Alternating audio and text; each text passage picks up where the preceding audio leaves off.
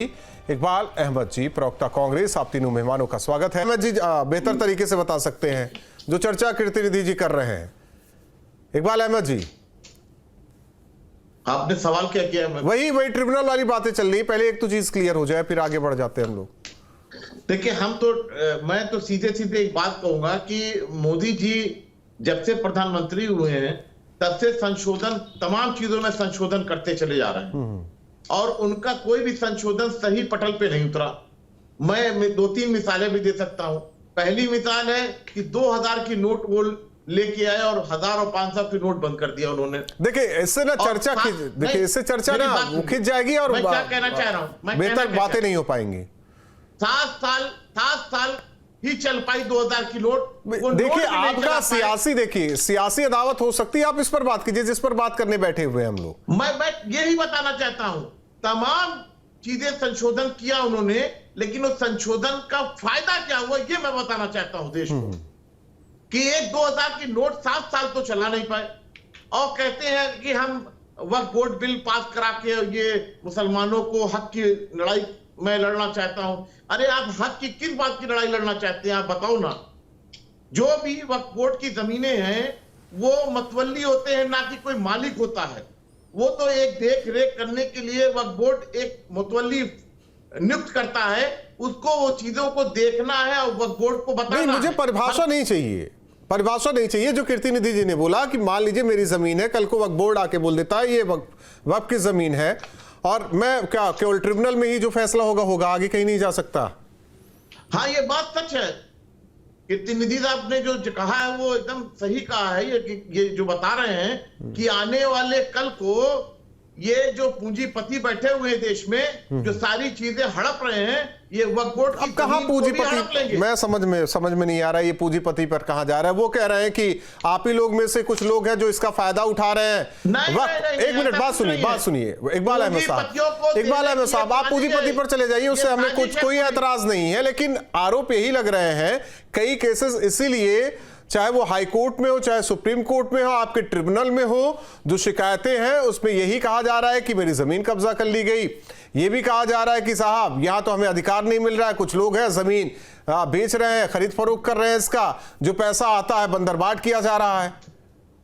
अरे ना जाने कितना कोर्ट में फैसले पड़े हुए हैं, आज तक बंडल पे बंडल पड़ी हुई है। अब फिर वही बात आ गई। आप मतलब नहीं, आपकी बात करें तो आप दूसरों की बात करने लगी।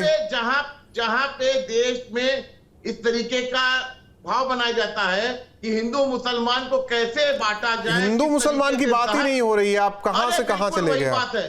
हिंदू मुसलमान की बात ही नहीं हो रही है। मैं समझना चाह रहा हूं, जनता को सरल भाषा में समझाना चाह रहा हूं। तीन तलाक को लेके चले जाना, वक्फ बोर्ड की बिल लेके चले जाना, 3 तलाक से क्या दिक्कत है? कई केसेस हम रोज खबर पढ़ते थे, उस दौरान इस पता नहीं आ रही कि खबर नहीं आ रही, कमी आ रही। पहले तो कह दिया तलाक तलाक तलाक, सऊदी गए फोन से कह दिया तलाक तलाक तलाक, चिट्ठी भेज दिया तलाक तलाक तलाक।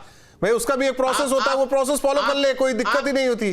भाई इसमें तो सुप्रीम कोर्ट को भी बोलना पड़ा। आपकी भी सरकार थी, सुप्रीम कोर्ट ने कहा था, तो उसमें भी बहुत सारी चीजें नहीं छोड़ देते ना।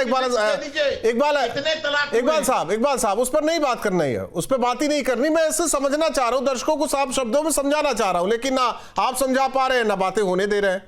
नहीं समझा पा रहे हैं, ये सिर्फ पूंजीपतियों के लिए मैं मान लेता हूं, मैं मुस्लिम हूं, ठीक है, और आसपास कोई मस्जिद नहीं, मैंने मस्जिद निर्माण करा दिया वहां और लोग आने लगे, वहां नमाज अदा करने लगे। बाद में वक्फ बोर्ड कहता है कि नहीं ये तो वक्फ का है, भाई आप कैसे वो कर सकते हैं, ये आपका व्यक्तिगत नहीं है, अब तो वक्फ का हो गया। तो इंसान क्या करेगा फिर?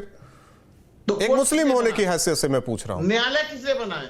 न्यायालय इसीलिए बना है कि लोगों को हक दिया जाए। नहीं तो किसकी बात कर रहे हैं आप? ट्रिब्यूनल की बात कर रहे हैं या हाई कोर्ट सुप्रीम कोर्ट की बात कर रहे हैं आप?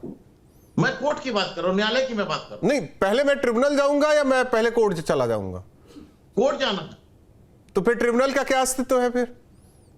भाई हम ये कह रहे हैं कि अगर नहीं, आप समझा नहीं पा रहे हैं। मैं जो कह रहा हूं वो आप मेरी बात समझिए। मैं क्या कहना चाहता हूं, ये संशोधन करने का तुक क्या है, क्यों लाया गया, ये बता दे। नहीं, ये क्यों नहीं कोई समझा? फिर वही बात कर दी आपने। ओपी सिंह जी, 95 में संशोधन होता है, उसे स्ट्रांग बनाया जाता है, तब तो कोई दिक्कत नहीं थी इन्हें, तब तो वाह वाह, बहुत बढ़िया, सब कुछ बेहतर हो रहा है, हमारे लिए हो रहा है। अब उसमें कुछ संशोधन हो रहा है तो आपकी संशोधन होना चाहिए। ओपी सिंह जी, नहीं रहा है, उनको चुप करें। संशोधन ऊपर हो रहा है। नहीं, ये मुसलमानों के खिलाफ क्यों ओपी सिंह जी? जी साहब, इकबाल अहमद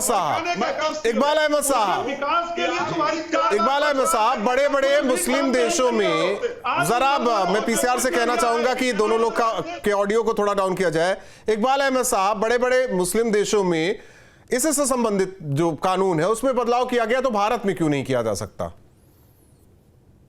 भाई, किसी देश की तुलना भारत से कैसे कर सकते हैं आप? उस देश में कितनी जनसंख्या है और यहां कितनी जनसंख्या है, उसको देखिए। यहां वक्फ बोर्ड की जमीनें किसने दी हैं, कहां से वो जमीनें गई हैं किसके पास, और कौन देख रहा है, ये देखिए पहले।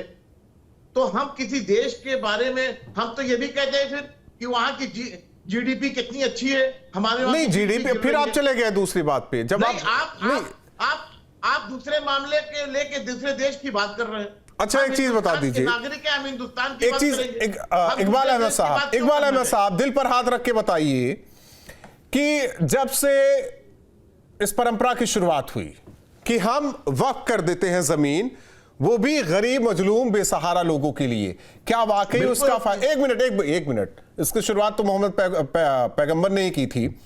आप बता दीजिए, भारत में ही रहते, दिल पे हाथ रख के बता दीजिए, कितने गरीब मुसलमानों का उत्थान इस वक्त के तहत हुआ है, क्या हुआ है? भाई, ये जमीन वक्फ बोर्ड की जमीनें इसलिए दी जाती थी और दी जाती हैं क्योंकि एजुकेशन, हॉस्पिटल, मदरसे, ये सारी चीजें खोली जाएं। कोई गरीब है उसे रहने के लिए, उसके कमाई का जरिया हो कुछ। मैं वही जानना चाह रहा हूं इकबाल साहब, मैं वही पूछ रहा हूं आपसे, मेरा कट टू कट सवाल है। उत्थान हुआ है? हाँ, बिल्कुल। जहां हम ये कह रहे हैं जहां नहीं हो पा रहा है, सरकार उस पर नकेल कस सकती है। ऐसा थोड़ी ना है कि आप पूरे वक्फ बोर्ड पे सारी चीजों को नजर रख के और उसको अपने हाथ में ले ले। ये कैसे हो सकता है? जब वक्फ बोर्ड बना है, अब वक्फ बोर्ड क्यों बना था? वक्फ बोर्ड इसीलिए बना था कि वक्फ बोर्ड सरकार के हाथ में कहाँ है? ये बता दीजिए कि सरकार का कोई नुमाइंदा रहेगा क्या उसमें? वक्फ बोर्ड है या नहीं है? मंत्रालय सरकार का नुमाइंदा रहेगा उसमें? अरे वक्फ बोर्ड मैं आपसे पूछ रहा हूँ, मैं पूछ रहा हूँ, अगर कोई, मैं कह रहा हूँ जमीन का मामला होगा तो उसमें सरकार का नुमाइंदा सुनेगा उसको। वक्फ बोर्ड मिनिस्टर होता है, वक्फ बोर्ड चेयरमैन होता है, वो सब होता है। मैं तो कह रहा हूँ कि 32 वक्फ बोर्ड है, एक सेंट्रल वक्फ बोर्ड है, वो तो मैं भी कह रहा हूँ। एक सेकंड, मैं भी बता दूं, इस बिल के पास होने से ना तो आपका किसी मस्जिद पर सवाल करता कि क्या प्रभाव पड़ेगा, ओपी सिंह जी, मैं यही पूछता कि क्या प्रभाव पड़ेगा इस बदलाव से, जरा वो भी उसकी भी चर्चा हो जाती। लेकिन सियासी एंगल इसमें ढूंढा जा रहा है क्योंकि एक समुदाय विशेष से जुड़ा ये मामला है और सवाल वोट बैंक का है, तो राजनीति होगी। बहुत बहुत धन्यवाद आप तीनों मेहमानों का। 95 में